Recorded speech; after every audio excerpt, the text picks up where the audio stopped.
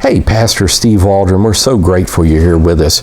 We're going to be looking at some of the different theological and philosophical arguments for God. Now, philosophy has limits. You can be syllogistically true, you know, the old major premise, minor premise truth thing, but that truth is not necessarily reality.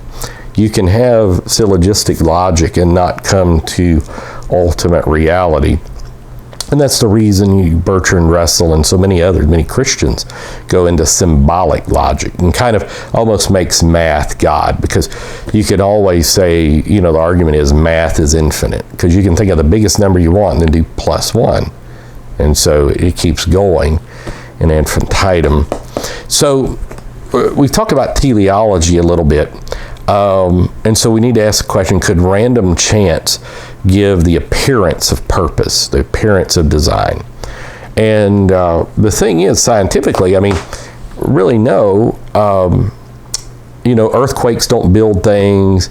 If you shake things up, if you're looking the Baconian scientific method, Nova Morganum, I mean, nothing is built by these things. So no.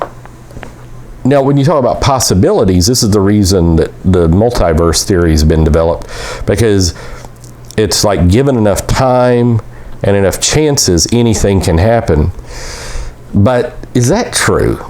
You know, if you cut down quadrillions of trees and leave them in the forest, is there any possible world? That was the old Gottfried Leibniz term, possible worlds, I think it was. We're in the best possible world. And then Voltaire came out with the book Candide against that best possible world. But is there any possible world, cutting down all those trees, that a cabin gets built from randomness, being and nothingness, as Heidegger would say? I don't think so. And so you have Pascal's Wager that if you live for God and there is a God, you're doing great.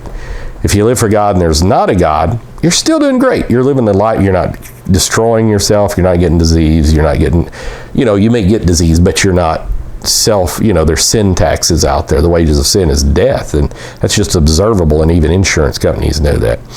And so, but if there is a God and you don't live for God, well, then you're gone. So he's like, even if you have a doubt, still live for God, because that's just Pascal's Wager in Penzies, which is a good book. I never completed it, but I read quite a bit and I really enjoyed it. So God bless. Thanks for being here. Join us daily. Check out our other videos. We'll see you. Bye-bye.